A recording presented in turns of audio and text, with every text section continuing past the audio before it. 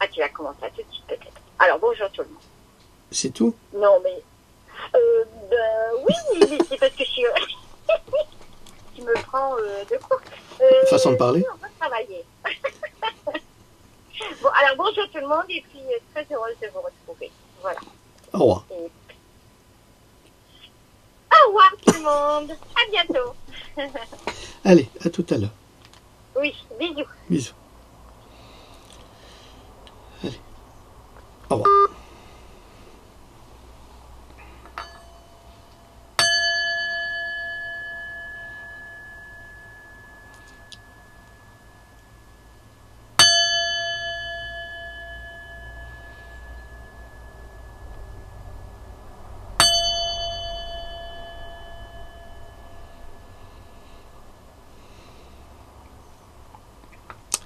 Bonjour à toutes, bonjour à tous, mais c'est le bordel là, c'est l'été, hein. Pas de veston, fait trop chaud, c'est l'été, bon quoi qu'il fait frais aujourd'hui. Nous sommes le 1er août 2019, aujourd'hui, évidemment vous avez remarqué mon absence qui était due à des petits soucis, mais sans importance, hein. J'ai pu m'en sortir, ça va.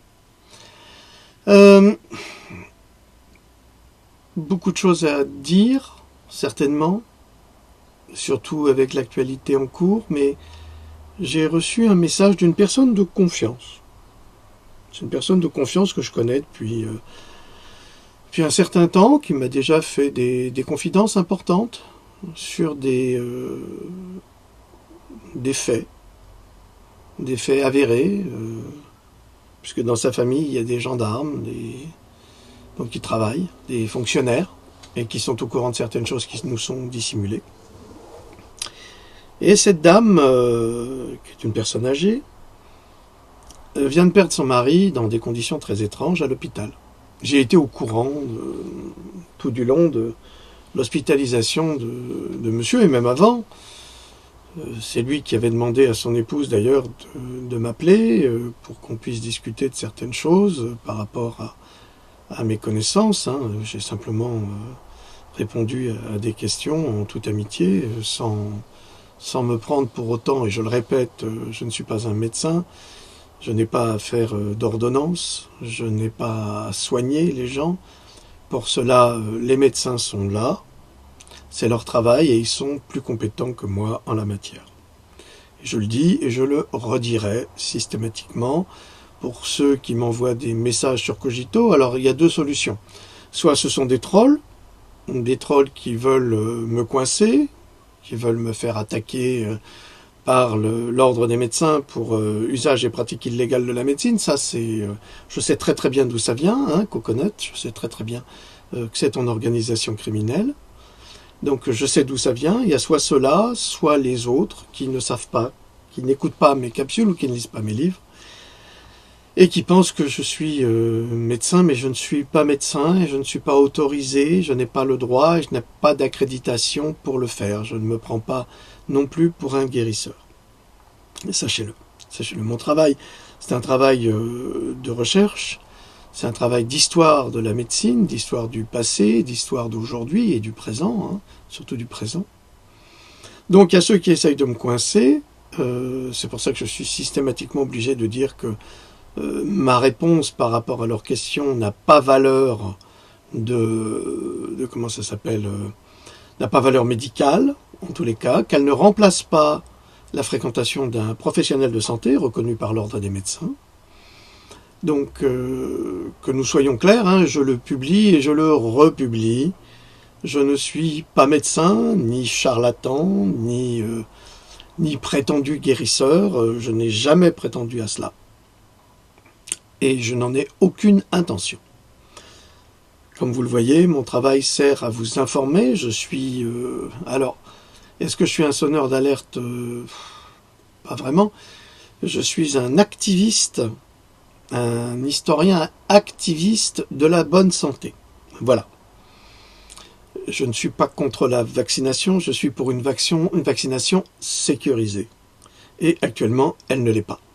Il existe des moyens de sécuriser la vaccination, mais ces moyens ne sont pas pris en compte par Big Pharma. D'ailleurs, regardez sur cogito.com. J'ai traduit aujourd'hui un article qui vient d'être publié sur Natural News aux États-Unis sur les médecins anglais musulmans, les musulmans, qui demandent désormais des vaccins halal. Donc c'est une traduction fidèle de l'article américain avec toutes les références et tous les liens, si cela vous intéresse. J'ai l'autorisation par Natural News, donc Mike Adams, de traduire ces articles-là en français et de les publier sur ma page Cogito. Donc, désormais, dorénavant, vous aurez régulièrement les articles publiés par l'équipe de Natural News pour vous informer de la santé véritable et surtout de la science. Donc, vous pourrez voir dans ce dernier article, hein, qui est à destination des musulmans et des Hébreux, des Juifs, même des bouddhistes ou des véganes, de tous ceux qui ne mangent pas de viande ou même des antispécistes. Donc vous lirez cet article extrêmement intéressant qu'on ne trouve pas en France, mais que vous trouverez sur ma page cogito.com. N'hésitez pas à y aller. Il est certain que j'ai négligé ces derniers temps Cogito parce que j'ai terminé ce livre-là. Donc là, vous avez Pandora 6. Pandora 6, gros avantage pour les personnes d'un certain âge, c'est écrit en gros caractères exprès. Exprès pour pas que vous ayez besoin nécessairement de prendre vos lunettes pour lire, parce que c'est toujours écrit en petits caractères. En général, c'est en caractère 12 ou 10 selon. Hein, là, j'ai un Rudolf Steiner, magnifique ouvrage, hein, que je vous encourage à vous procurer. Vous comprendrez tout ce qui se passe actuellement. Donc, c'est écrit en caractère 11, c'est minuscule. Là, il faut des loupes pour le lire. On dirait que c'est fait exprès, pour ne pas vous donner accès à la connaissance. Alors, j'ai fait faire ça, des tasses Cogito, et j'ai décidé de les offrir à toute personne qui feront un don de plus de 22 € sur le site Cogito, sur le site de la cagnotte PayPal de notre site.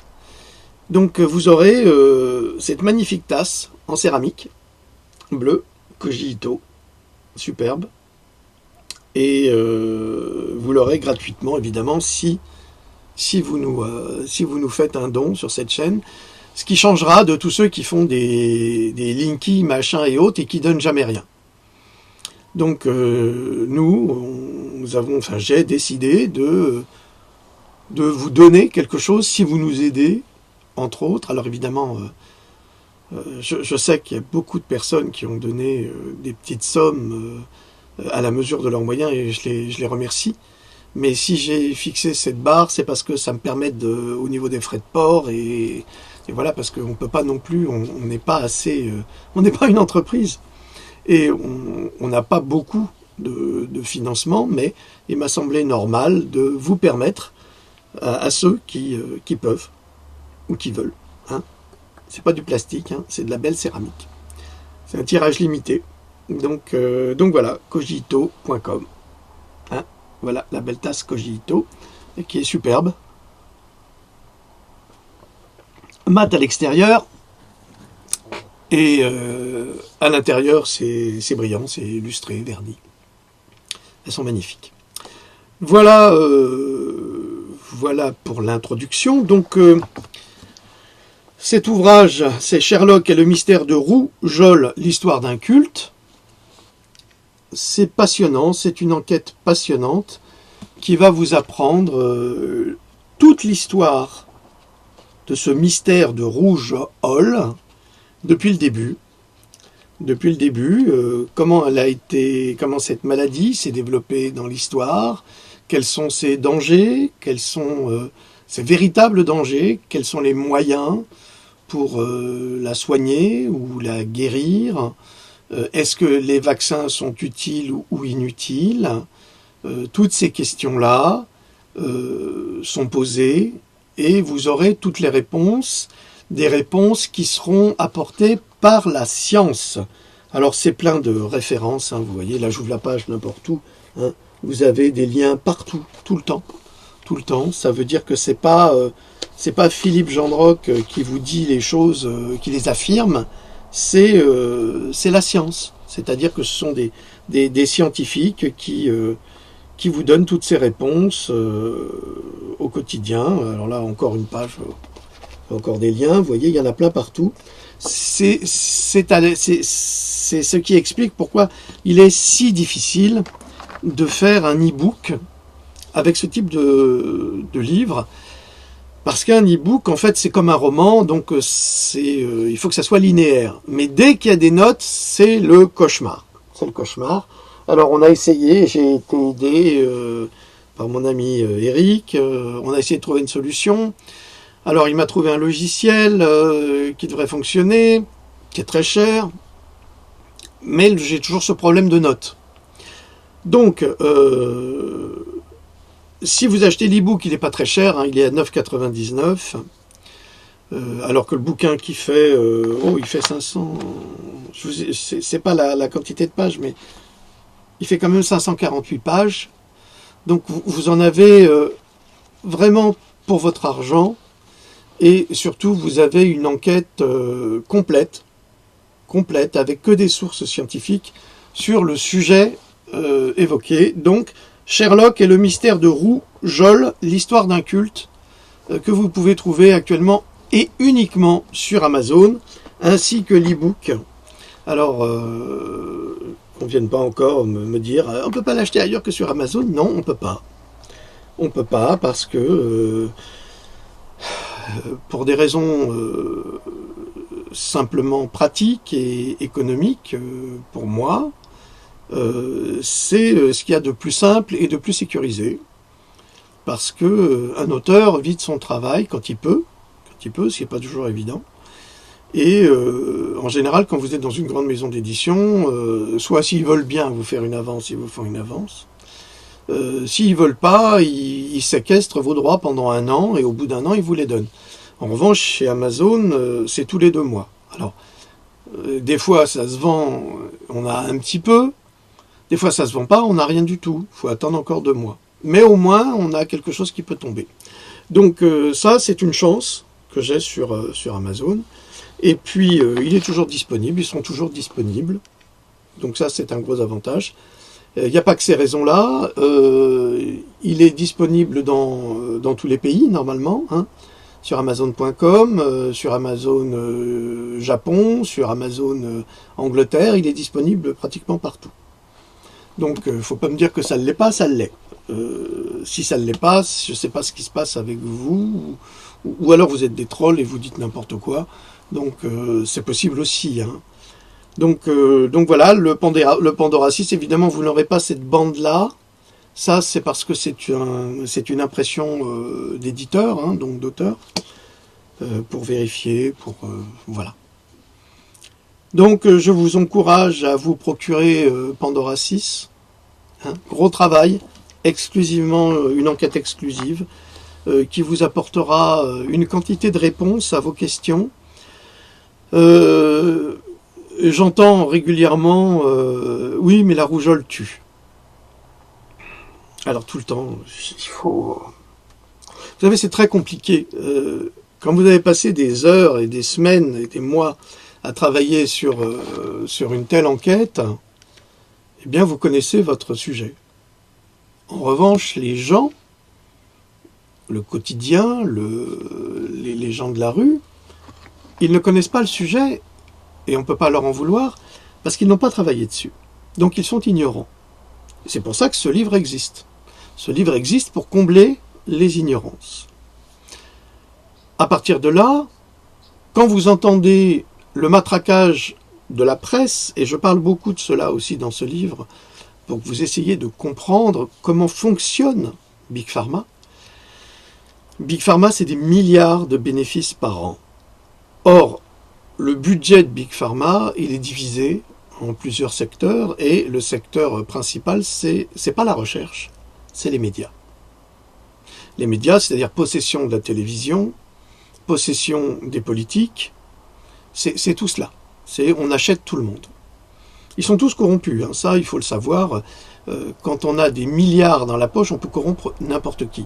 Il faut savoir que le budget de Monsanto, quand il était encore en fonction, enfin quoique, vous allez voir que Monsanto va revenir, il va racheter Bayer. Ah là, ils les ont bien, ils les ont bien baisés, hein, Bayer. Vous allez voir, parce qu'il y a plus de 18 000 plaintes qui sont déposées contre Monsanto vers Bayer actuellement. Donc c'est énorme, énorme, et c'est pas fini. Et il va falloir payer tout ça. Bon, Bayer, c'est un grand groupe, hein, c'est anciennement I.G. Farben qui s'était occupé de fournir le Zyklon B dans les camps de concentration, je sais, il y en a qui disent que ça n'a pas existé, je ne veux pas rentrer dans ce débat. J'ai déjà répondu à cette question dans mon livre « La vérité vous affranchira ». Ceux qui disent que ça n'existe pas, c'est leur problème. Moi, je n'ai pas du tout ce type de discours, et bien au contraire. Il y a quand même plus de 6 millions de personnes qui sont parties dans ces camps.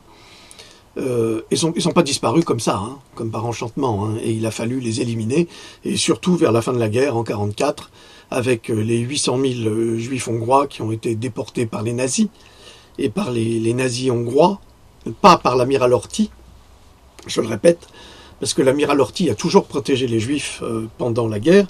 Il avait même refusé à Hitler la possibilité de passer par la Hongrie pour rejoindre certains camps de concentration dans l'est de l'Europe. Mais les nazis ont kidnappé son fils, ont menacé de l'assassiner. L'amiral Horthy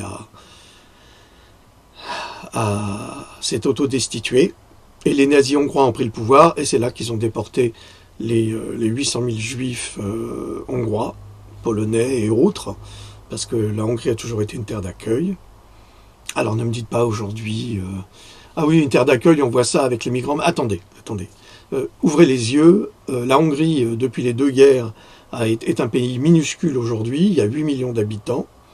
Pendant des siècles, là vous vous moquez de la Hongrie, mais au XVIIIe, au XVIIe, au XVIe siècle, vous étiez en France en train de faire dans votre froc, parce que s'il n'y avait pas eu le front transylvanien et hongrois pour bloquer les Ottomans, eh bien la France elle serait ottomane. Alors ils ont bloqué une grande partie des Ottomans, les Autrichiens, les Polonais, tout le front de l'Est s'est battu pour bloquer l'avancée des Ottomans.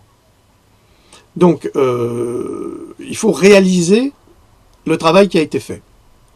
Aujourd'hui, l'ancienne Hongrie, l'ancien royaume de Hongrie, donc il y avait la Roumanie dedans, la Tchéquie, tous ces pays-là. C'est un énorme royaume, et qui a été complètement fragmenté à partir de 1918 avec le traité de Trianon, on appelle ça le traité du Petit Trianon, où les grands de ce monde ont fragmenté la Hongrie et créé toutes ces identités. Hein, il suffit de regarder dans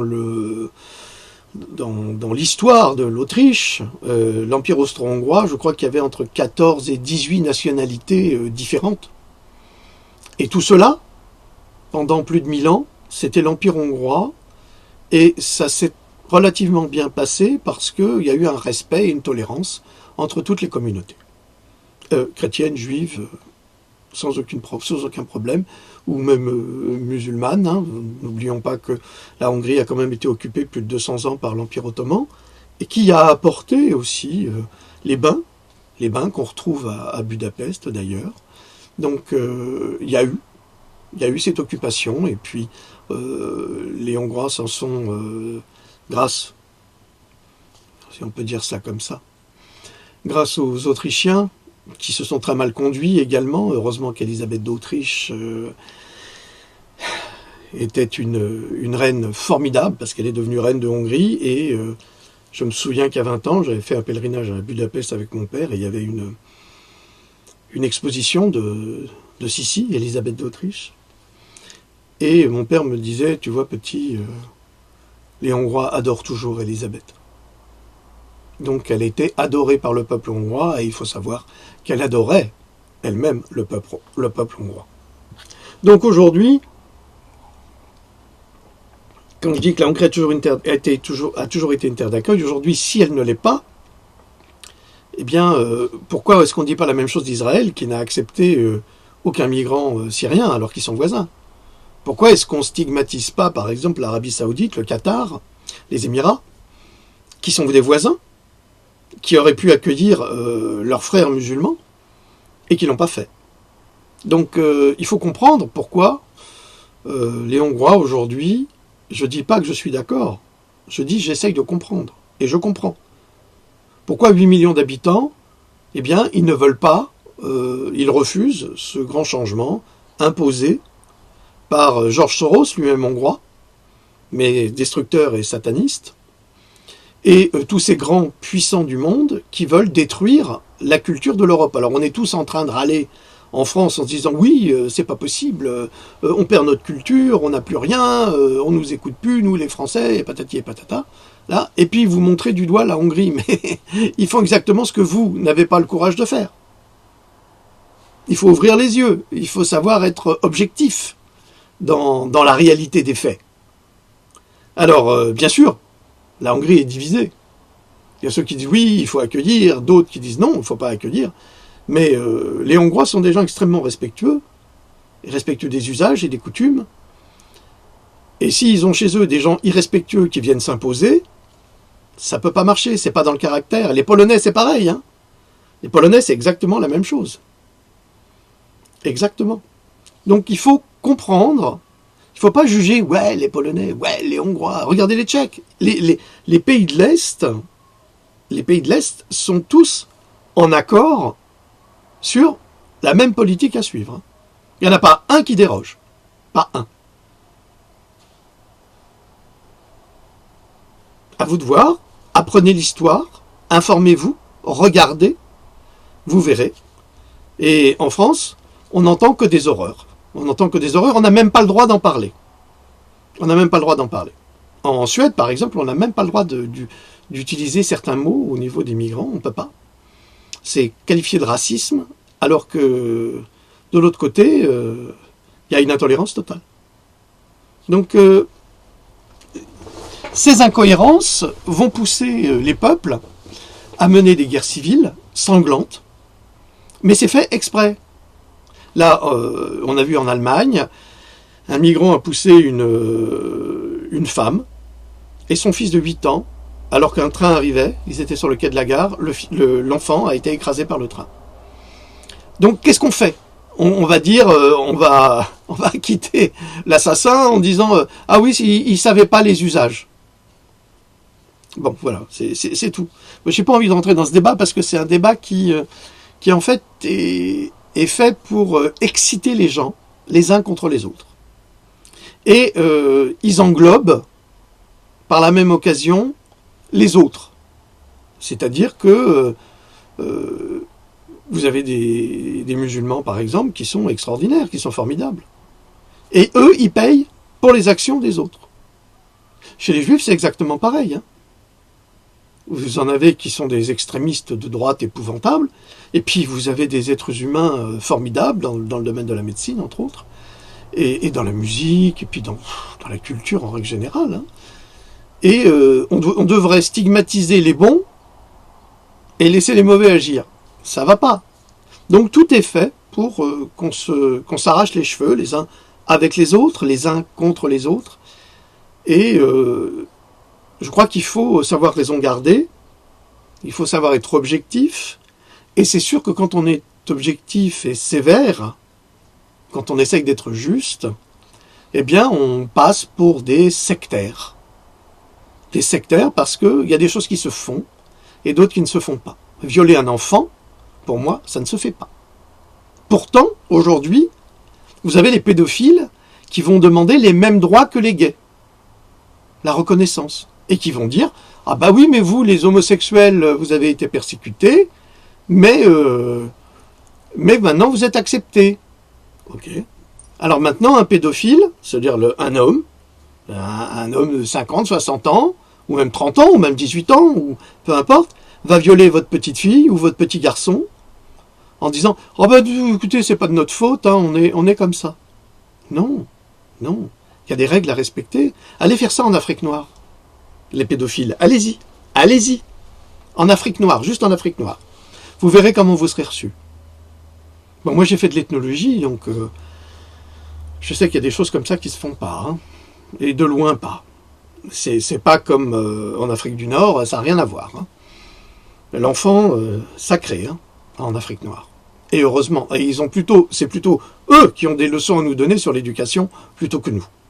D'ailleurs, c'est quelque chose sur quoi je réfléchissais. Aujourd'hui, ça m'a pris...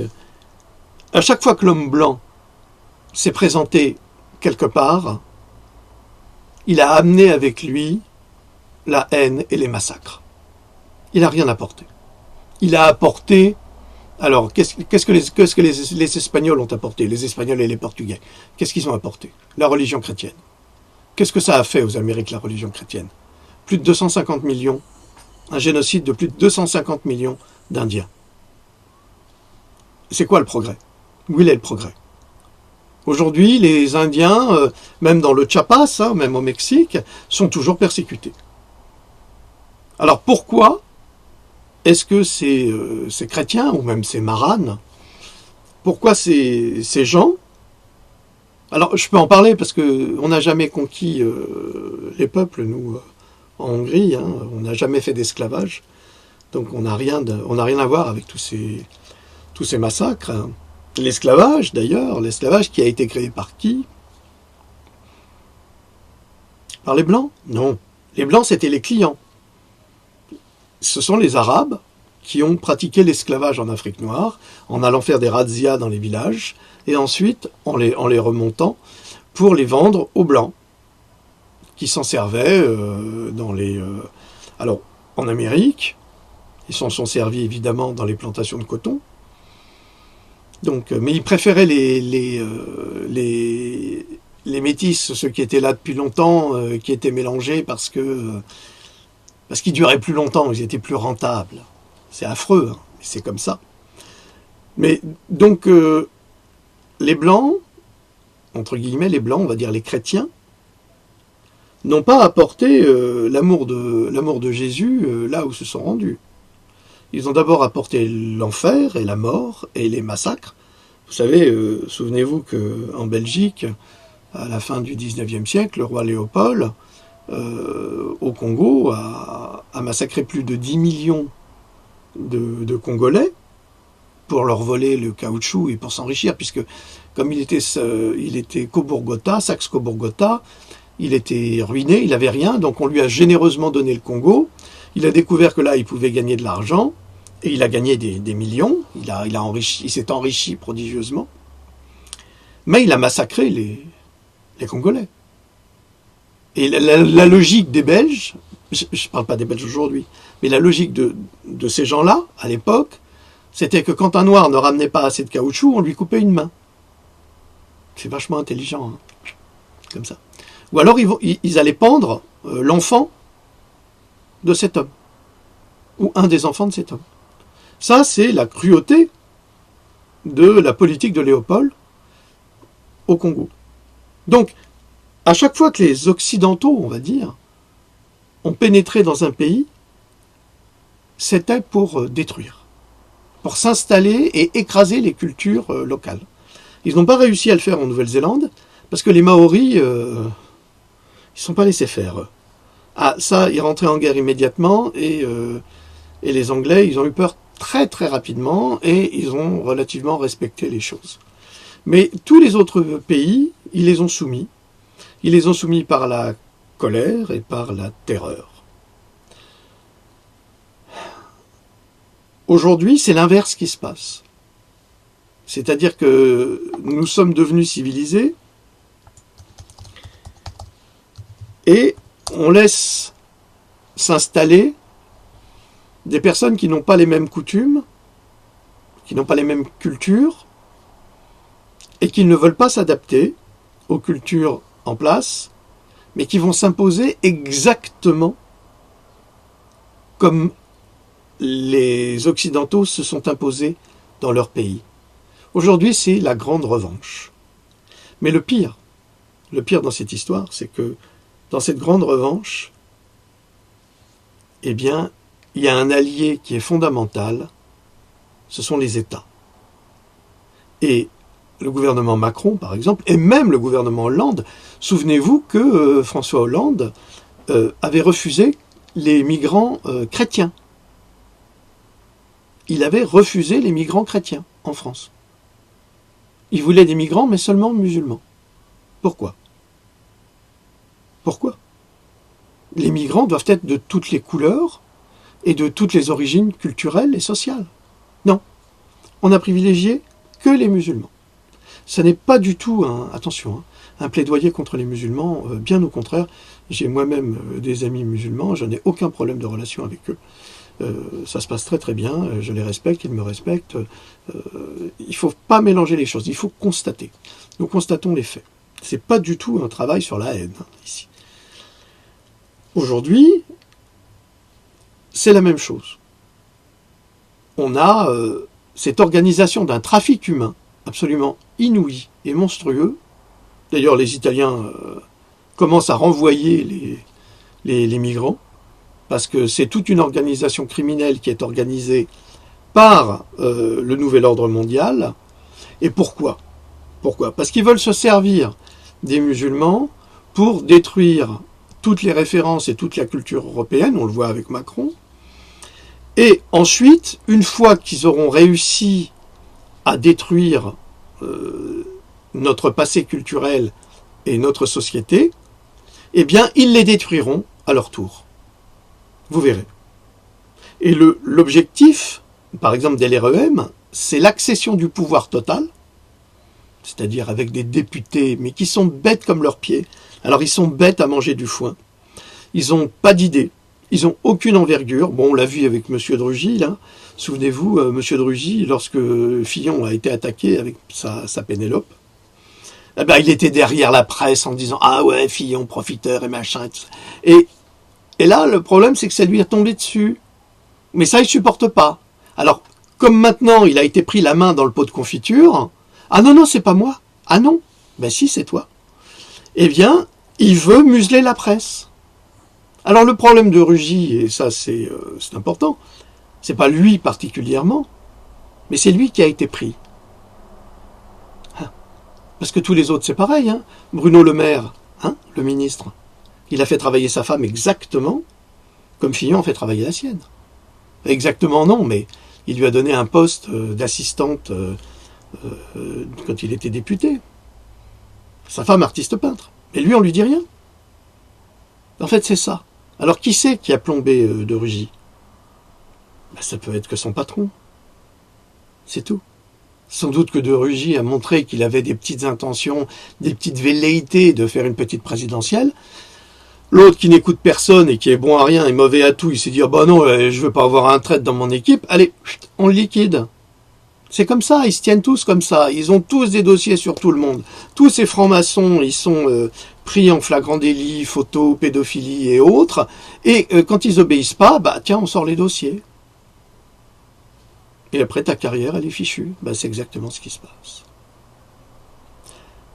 Ah, on a fait le tour du monde, là. Hein. On a fait le tour du monde. Le plus dur, c'est de se rendre compte de cette réalité. Pour ça, il faut se détacher de soi et il faut se replonger dans l'histoire pour se rendre compte qu'elle se répète. Que ce qui se passe en Syrie, c'est un vol qualifié des ressources énergétiques.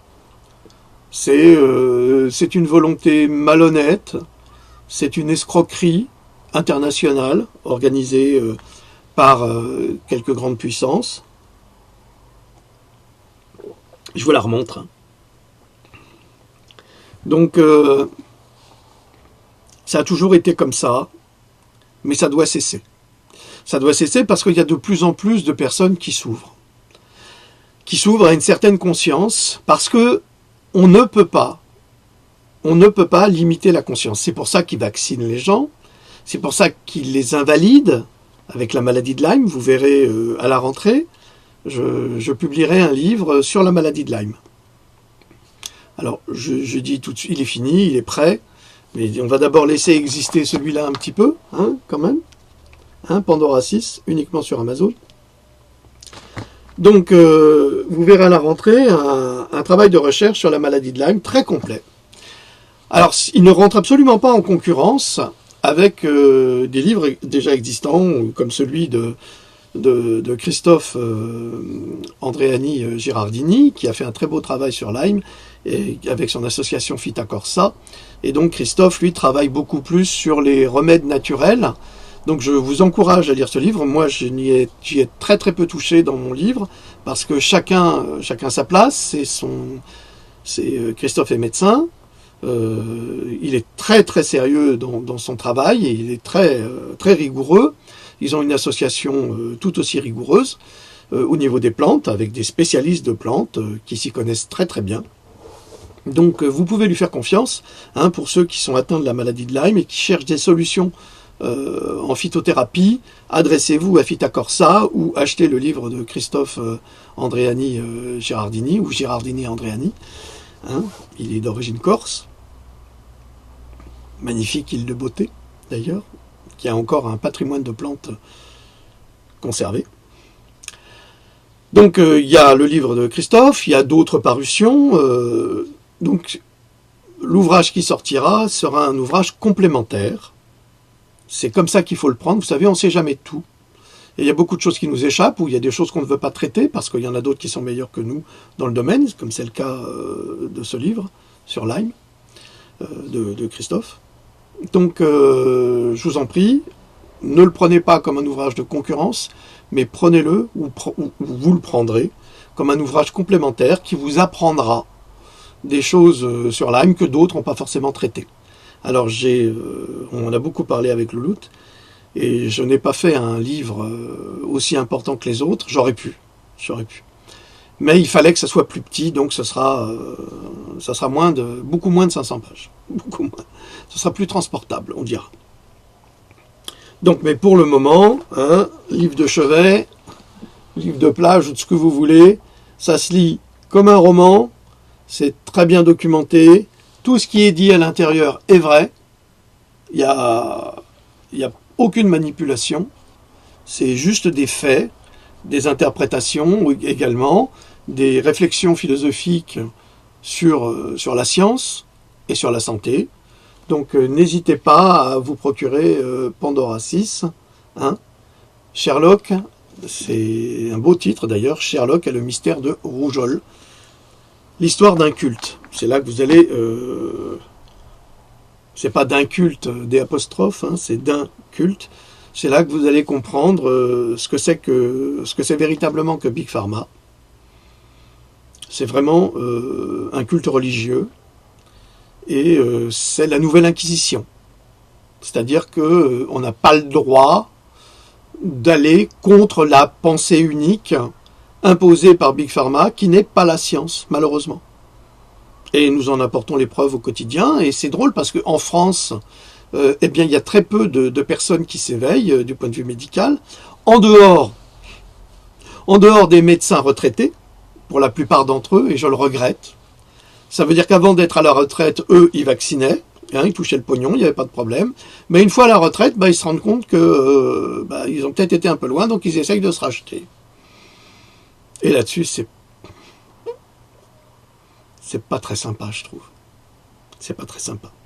Même ceux qui ont l'air le plus honnêtes, hein, ils ont fait des déclarations qui sont très, très, très discutables par rapport à leur passé.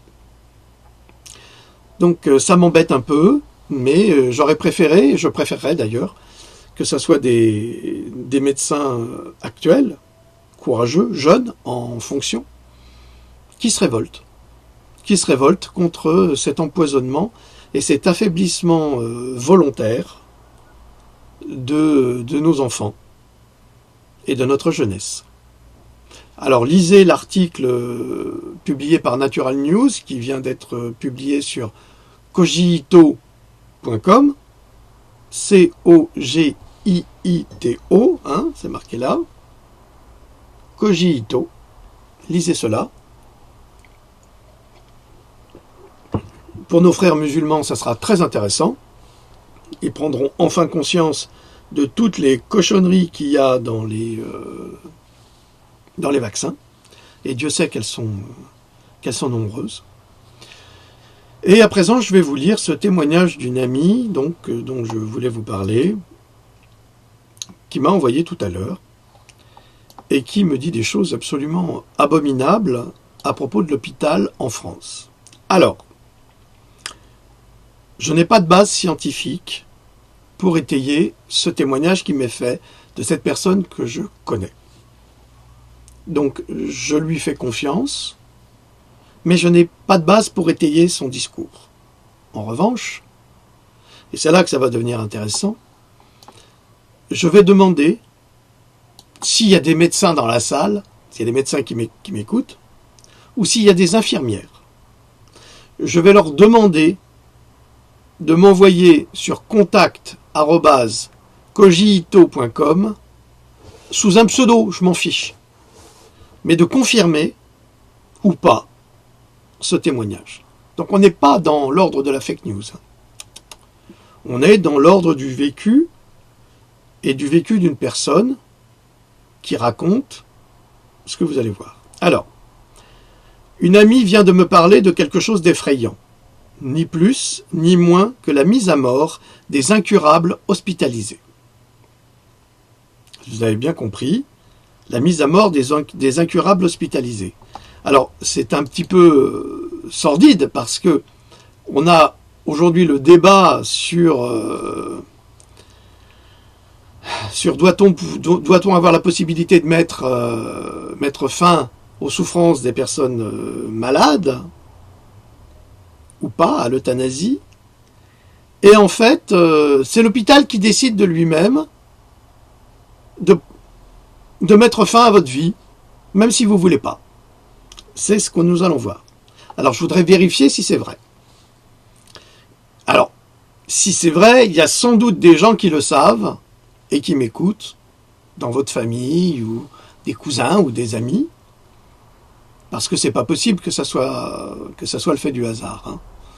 Donc, qui témoigne, évidemment, l'anonymat est respecté. Hein.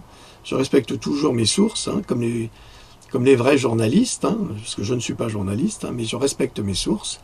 Donc je ne parle pas, je ne donne pas de nom, ou alors c'est des noms d'emprunt, pour respecter justement la discrétion et le courage de ces gens qui osent parler. Donc, une amie vient de me parler de quelque chose d'effrayant, ni plus ni moins que la mise à mort des incurables hospitalisés.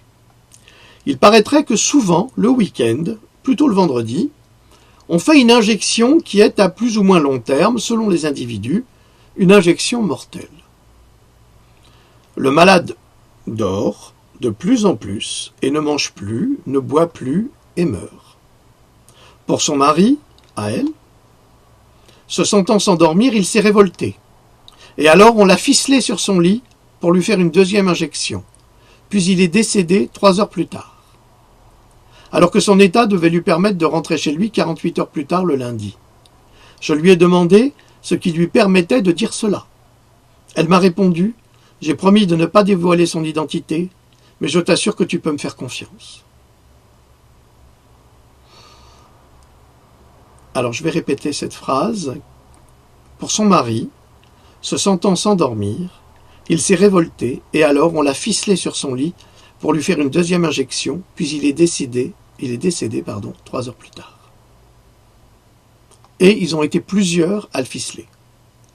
Alors, si c'est la vérité, ça c'est un crime en bande organisée. C'est un assassinat. Parce que si, par exemple, dans une cité, il y a 4 ou 5 personnes qui décident de saisir quelqu'un et de lui faire une piqûre pour qu'il s'endorme à jamais, on va les accuser tous de crime organisé. Mais là, il semblerait que il y a le droit pour les uns et pas pour les autres. Cela correspond tout à fait à ce que nous avons vécu pour mon mari, me dit-elle. Parce que son mari s'est passé la même chose.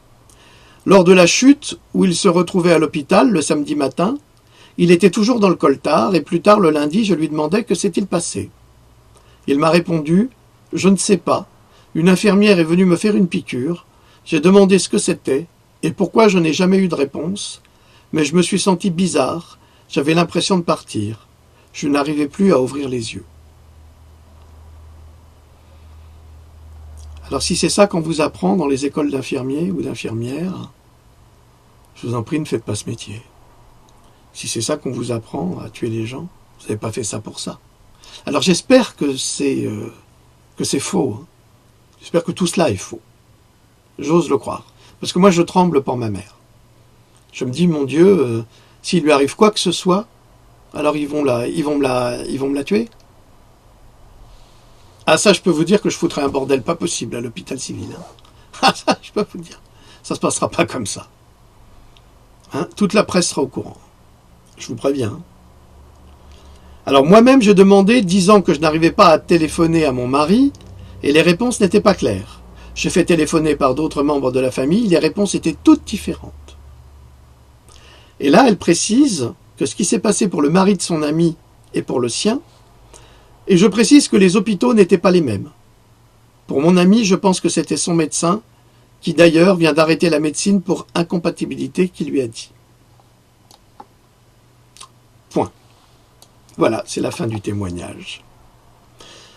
Alors, s'il y a des médecins qui sont au courant de ça, ou des infirmières, il faut que le scandale éclate. Parce que ça prouvera encore une fois que toute la politique de soi-disant protection du ministère de la Santé, c'est du pipeau Nestlé. Hein. C'est que du mensonge pour nous vendre des produits de l'industrie pharmaceutique qui nous détruisent, qui nous assassinent, qui nous font du mal et qui nous dégradent. C'est ça que ça veut dire. Bon, je crois que c'est tout. Alors je vous rappelle, hein, Pandora 6, dépêchez-vous avant qu'il ne soit censuré, parce que ça, ça me semble évident, puisqu'il y a tellement peu de personnes qui font ce travail en France, hein, et on n'est pas nombreux. Hein. Je veux dire, on doit se compter sur les doigts de sur les deux doigts de la main. Bon, il y a la IMSIB aussi, hein, il faut le signaler. La IMSIB qui... mais c'est que des médecins, ça. C'est du réservé, ça. C'est des médecins retraités, tout ça. Il y a la IMSIB qui se bat aussi, là. C'est les cas de conscience qui remontent. Et les gars, ils se battent. Ils disent, bah non, c'est un scandale. Alors, si à la MSIB, il y a des gens qui sont au courant de ce que nous venons de lire, j'aimerais bien qu'ils nous fassent un article. Pas que ça soit toujours moi qui m'y colle. Hein. Allez, Pandora 6, je vous en prie, n'hésitez pas. D'ailleurs, c'est drôle, hein, je leur ai envoyé, à chaque fois je leur envoie la publication, enfin je leur envoie pas le bouquin, parce qu'il ne manquerait plus que ce soit moi qui le paye pour eux. Mais pour tout le monde, hein, d'ailleurs, je n'envoie rien du tout. Jamais eu de réponse. Jamais. C'est bizarre quand même, hein, tout ça. C'est très très très bizarre. Vous faites un travail de communication sur la médecine, sur les problèmes de la médecine, les problèmes de vaccination. Mais si vous n'êtes pas médecin, attention, c'est les castes. Hein. On est vraiment comme en Inde. Hein. T'as les castes. Les castes, c'est ça. Alors parfois, ils prennent un exemple, mais à part, en disant, non, non, on fait pas ça. Mais si, il n'y a que ça. Il n'y a que ça. Et si vous n'êtes pas médecin, vous n'avez pas le droit de parler de science. Et pourquoi? C'est pas moi qui parle. Je fais parler, justement, des médecins américains qui vous apprennent des choses que même vous ne savez pas. C'est ça qui est terrible, terrible, absolument terrible. Voilà, alors j'espère que vous ne méprendrez pas sur le discours que j'ai eu à propos de la Hongrie. C'est simplement un discours qui est objectif, qui n'a aucune haine vers aucun peuple, parce que vous savez très bien que je défends toute l'humanité, quelle qu'elle soit, de quelque bord qu'elle soit, de quelque religion qu'elle soit. Nous sommes tous là dans la même galère. Hein. On est tous... Quand vous avez un enfant musulman handicapé, quand vous avez un enfant juif handicapé, quand vous avez un enfant de n'importe quelle confession handicapée, tous ces enfants sont l'avenir de notre humanité. Tous. Sans exception. Personne ne peut nous dire ou nous certifier que tel enfant ne sera pas le sauveur de ce monde. Personne. Donc, on doit tous les aimer et tous les protéger, quels qu'ils soient. Quels qu'ils soient. Et c'est pour cela que je me bats. Voilà, bon, écoutez, c'est tout pour aujourd'hui. Ouvrez votre esprit, ouvrez votre conscience, soyez objectifs dans vos jugements, mettez les jalousies, les haines, les colères de côté. On est tous dans cette même galère, et là je parle à la fois des pro-vaccinaux et des anti-vaccinaux. Les pro-vaccinaux sont convaincus, je parle des pro-vaccinaux qui ne savent pas grand-chose, sont convaincus que les vaccins sont nécessaires parce que justement, ils ne lisent pas la science, ils ne lisent pas les constats, ils ne lisent pas l'histoire de la science, justement ils ne la lisent pas. Bon, mais quelque part, ils veulent protéger leurs enfants, et ils pensent que les vaccins sont bons pour leurs enfants. Et face à eux, vous avez des anti-vaccinaux qui, eux, veulent protéger leurs enfants parce qu'ils en ont marre de les voir se transformer d'enfants en autistes. Donc, tous les deux, quelque part, ils mènent le même combat. Pourquoi ? Parce que c'est pour la protection de l'enfance. Sauf que d'un côté, il y en a un qui est un obscurantiste par ignorance, et de l'autre côté, vous avez un parent qui a un tout petit peu plus de connaissances et qui a constaté les dégâts causés par la vaccination. Donc, quelque part, les deux sont ensemble, travaillent ensemble, doivent travailler ensemble pour le bien de l'humanité. Et le jour où les pro-vaccinaux comprendront ce que c'est que la science, la vraie science, et je ne parle pas des médecins corrompus, parce qu'il y en a beaucoup qui sont corrompus par l'argent. Donc je vous parle de la vraie science. Quand ils comprendront la vraie science, ils se rendront compte du malheur qu'ils ont imposé à leurs enfants en croyant leur faire du bien. C'est dramatique. Ça va être un drame pour eux. Et c'est pour ça qu'ils ne veulent vraiment pas s'en apercevoir, parce qu'ils savent, peut-être au fond d'eux, ils connaissent la vérité, et ils se disent, mon Dieu, si ce sont eux qui ont raison, alors j'ai condamné mon enfant. Ben oui. Mais on ne pourra pas vous en vouloir. Hein. Mais soyez moins vindicatifs avec ceux qui ont un tout petit peu plus de connaissances que vous, qui travaillent justement sur le sujet, qui ne sont pas des complotistes, parce que vous verrez dans ce livre, vous comprendrez qui sont les complotistes. Qui sont vraiment les complotistes. Les complotistes, ce sont ceux qui nous accusent de complotisme. C'est eux qui organisent tout. Et j'apporte les preuves tangibles. Vraiment, vous avez toutes les preuves, avec des avec des sources garanties qui montrent l'imposture des laboratoires en termes vaccinal. Je vous répète que les vaccins rapportent à Big Pharma 70 milliards de dollars par an. Alors pour 70 milliards de dollars par an, hein, on est prêt à assassiner n'importe qui, on est prêt à raconter n'importe quel mensonge, on est prêt à foutre en tôle n'importe qui. Parce qu'on a le pouvoir avec soi, et comme la justice appartient à l'État et que l'État appartient à Big Pharma, bah, ils ont tous les pouvoirs. Hein. Regardez cet État, ce gouvernement LREM, c'est la catastrophe absolue. Il y a une idiotie crasse, il y a un manque d'efficacité, il y a un manque d'intelligence, il y a une véritable destruction qui a été organisée par Emmanuel Macron en tant que ministre de l'économie déjà, en brisant toutes les lois travail. On n'entend plus Gérard Filoche, hein, pourtant c'est un grand spécialiste. Hein. Donc j'aimerais bien. Heureusement que le PS l'a viré, parce que c'était le seul qui était le plus intelligent là-dedans. Donc ça aussi c'est grave. Eh bien, Macron, c'est le grand destructeur de notre pays, de toutes les valeurs sociales, économiques et culturelles de notre pays. Et je ne peux pas croire un seul instant qu'il ait été élu. C'est impossible. Impossible. Voilà. Les Canadiens l'appellent le boucher, aujourd'hui. C'est une radio libre canadienne, enfin radio internet. Il est considéré comme le boucher. C'est un beau titre, ça. Très beau titre. Sans doute mérité. Hein? Merci à Steve. Encore une victime. Toutes mes condoléances à la famille. C'est vraiment un drame absolu. Et ça montre à nouveau la pratique criminelle de cet État. Je vous ai déjà parlé de la 5G. Je vous en dirai 2 mots. C'est aussi la destruction de notre pays. Ça veut dire que la 5G, c'est la destruction de votre cerveau et de votre santé. avec le Linky, la 5G, c'est épouvantable. C'est certainement pas pour rendre service à la population. C'est juste pour les militaires et pour qu'ils communiquent plus vite. C'est tout. Pour les missiles, pour tout ça, c'est tout. Et donc on empoisonne la population, on empoisonne la nature. Je vous rappelle que les chiens se cachent en sous-sol en Italie, ils n'en peuvent plus à cause du rayonnement, ça les rend fous. Ils creusent sous la terre des trous et ils vont se mettre dessous pour se protéger. Donc ça va nous arriver. Si on fait rien, vous avez des scientifiques qui n'arrêtent pas d'en parler, ils ne sont pas entendus, évidemment, puisqu'on n'écoute pas la raison, on n'écoute que la raison économique. Sur ce, je vous salue, je vous dis à très bientôt. N'hésitez pas à aller sur Amazon vous procurer ce livre, je vous assure que vous ne serez pas déçus. Voilà, je vous remercie, je vous dis à très bientôt. Le loup vous salue, très occupé aujourd'hui. À bientôt, salut!